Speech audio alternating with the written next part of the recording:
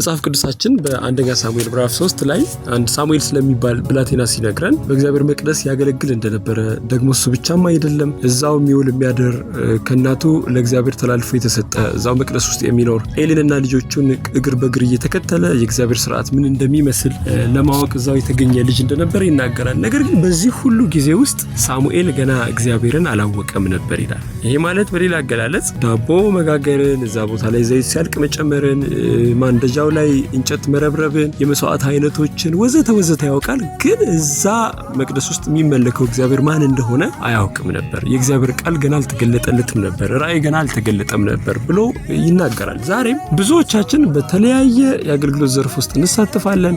ብዙ እግዚአብሔርን ደስ ያሰኘዋል ብለን የምናስባቸውን ነገሮች እናደርጋለን። ነገር ግን መጽሐፍ ቅዱሳችን በሆሴዕ ምዕራፍ 6 ከቁጥር 4 ጀምሮ እንደሚናገረው እግዚአብሔር ከየትኛውም መስዋዕት ከአገልግሎታችን ልናደርግለት ከምንችለው ማንኛውም ነገር የበለጠ እግዚአብሔርን ደስ የሚያሰኘው ከሚቃጠል መስዋዕት እንኳን ጭምር በላይ እግዚአብሔርን ደስ የሚያሰኘው እግዚአብሔርን ማወቅ እንደሆነ ይናገራል ማለት ነው። በዚህ መሰረት እግዚአብሔር ፐርሰናሊ ከእያንዳንዳችን ጋር ፐርሰናል የሆነ ኢንቲሜሲ፣ ፐርሰናል የሆነ ሪሌሽንሺፕ፣ በንግግር ደረጃ እንኳን እግዚአብሔር እንደ አባትና እንደ ልጅ ከኛ ጋር በግል መነጋገርን ይፈልጋል። ነገር ግን አሁን ባለው ሁኔታ ስንመለከት እግዚአብሔርን በጣም የሩቅ ነው እንጂ የቅርብ አምላክ አድርገን አናየውም።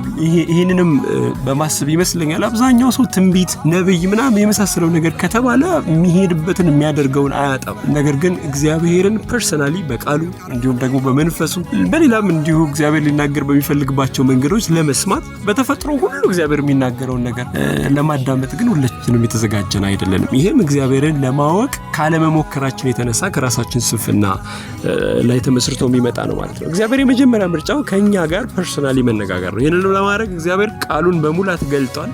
በመጽሐፍ እንደሚናገር ከዚህ በፊት እግዚአብሔር በልዩ ልዩ መንገድ ሲናገር ኖረ። አሁን ደግሞ በዘመን መጨረሻ ለኛ በቃሉ በአንድ ልጁ በክርስቶስ ኢየሱስ የልቡን ሐሳብ ሁሉ ተናገረ ይላል። እሱ ብቻ ደግሞ አይደለም፣ ያንኑ የሚያስረዳ ያንኑ የሚያስረግጥ ሕያው የሆነ መንፈስን ሳይሰፍር ሰጠን ይላል። ደግሞ እሱም ብቻ አይደለም፣ እግዚአብሔር ከመንፈስ ያፈሳለሁ ብሎ በሁላችን ላይ ባፈሰሰው መንፈሱ አማካኝነት በተሰጠን ስጦታ ብዙዎች ህልምን፣ ራእይን እንዲያዩ፣ ትንቢትን እንዲተነብዩ እግዚአብሔር ስጦታን ሰጥቷል። በዛ ሁሉ ይናገራል። እነዚህ ሁሉ ሶስቱ ፕራይመሪሊ ከእግዚአብሔር ጋር ፐርሰናሊ የምንነጋገርባቸው መንገዶች ናቸው። ይህንን ሁሉ አልሰማ ካለ ሰው እግዚአብሔር ያንን ሰው እግዚአብሔር ወደ ጥፋት እንዳይሄድ ያድነው ዘንድ በሶስተኛ ወገን በጸጋ ስጦታ አማካኝነት በግል ሊናገር የፈለገውን ነገር ለማረጋገጥ ሰውየው የሚያውቀውን ያንኑ ነገር በሌላ የጸጋ ስጦታ በመዝሙር ሊሆን ይችላል፣ በትምህርት፣ በስብከት፣ በተፈጥሮ ሰዎች በሚያደርጓቸው ነገር እንዲሁም ደግሞ በብዙዎቻችን ዘንድ በጣም የተለመደውና ህዝቡ ባለማስተዋል ገንዘቡን እየጨፈጨፈና ለሐሰተኛ ነቢያት ተላልፎ በመስጠት ደረጃ እየተበዘበዘ የሚገኝበት የትንቢት አገልግሎት